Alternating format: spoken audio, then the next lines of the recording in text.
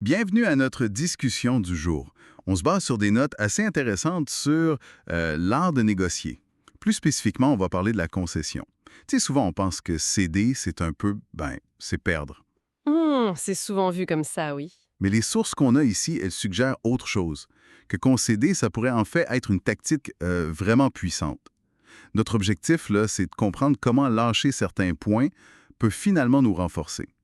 L'idée, c'est qu'on n'a peut-être pas besoin de garder 100% de tout pour réussir. Exactement. On n'a pas besoin de tout gagner à tout prix. Alors, allons voir ça de plus près.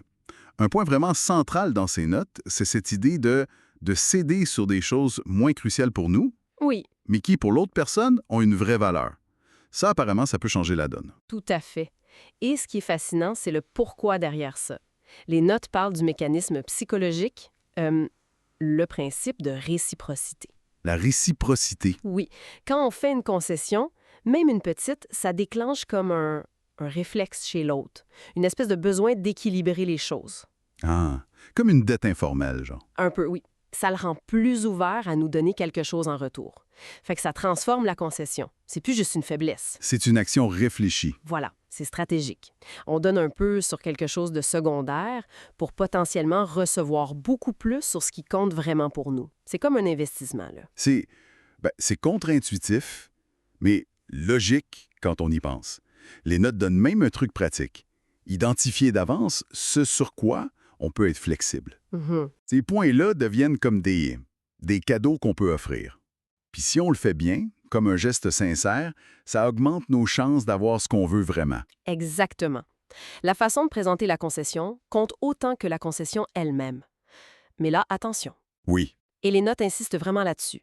Il y a une limite claire. Faut jamais, jamais céder sur les points fondamentaux, les non négociables. Ah, OK, la ligne rouge. Précisément, c'est ça qui protège nos intérêts de base. Donc c'est un équilibre. Jouer sur les bords, mais le cœur, on n'y touche pas. C'est exactement ça. Toucher aux fondamentaux, c'est risquer de vider l'entente de son sens pour nous.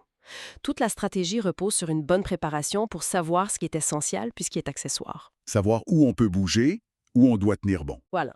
C'est vraiment choisir ses batailles, comme le disent les sources, et protéger ce qui est vital pour nous.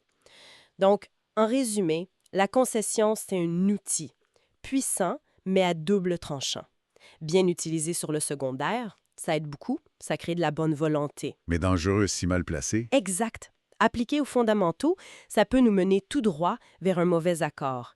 Et ça nous amène à une question peut-être pour réfléchir un peu plus loin. Au-delà de savoir quand on pourrait concéder, Hmm. comment on fait pour définir clairement, avant même de commencer à parler, ce qui est vraiment fondamental pour nous dans une négo? Tu sais, des fois, la ligne est plus floue qu'on pense.